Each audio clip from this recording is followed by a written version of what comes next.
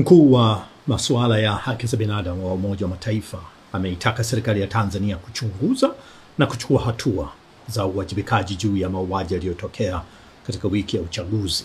Sasa kauli hii kutoka Umoja wa Mataifa ina maana gani hasa? Kwanza, kwa Umoja wa Mataifa kutoa tamko inamaanisha kilichotokea si kitu kidogo cha kuachwa ndani ya Tanzania tu, bali ni kitu kikubwa kilichoamsha macho na masikio ya jumuiya ya kimataifa. Lakini tamko hili pia linaweka muhuri katika malalamiko na masikitiko ya waathiriwa wa mauaji yaliyotokea, kwamba haikuwa bahati mbaya tu au hapakuwa namna nyingine ya kuzuia, na kwamba kilichotokea kilikuwa ni uvunjaji wa haki za msingi za watu na muhimu wahusika wakawajibishwa.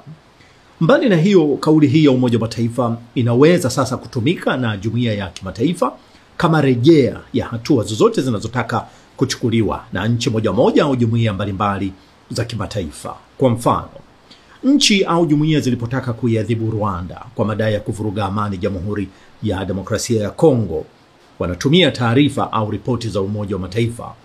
Zingine zilipotaka kuiadhibu Israel kwa dhuluma yake dhidi ya Wapalestina, wanatumia ripoti na taarifa za UN kwa msingi kwamba Umoja wa Mataifa unaaminika au kudhaniwa kuwa uko huru katika tathmini yake.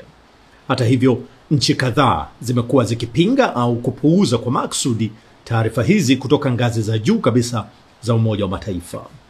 Matukio hayo yameweza kushuhudiwa kwa mfano katika vita vya Gaza, Urusi na Ukraine, na hata mgogoro wa jirani hapa Rwanda dhidi ya DRC.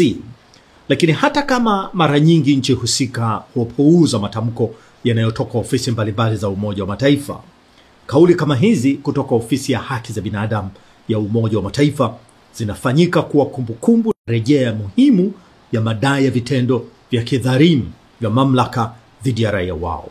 Kwa upande wa serikali ya Tanzania, bado haijajibu taarifa hiyo.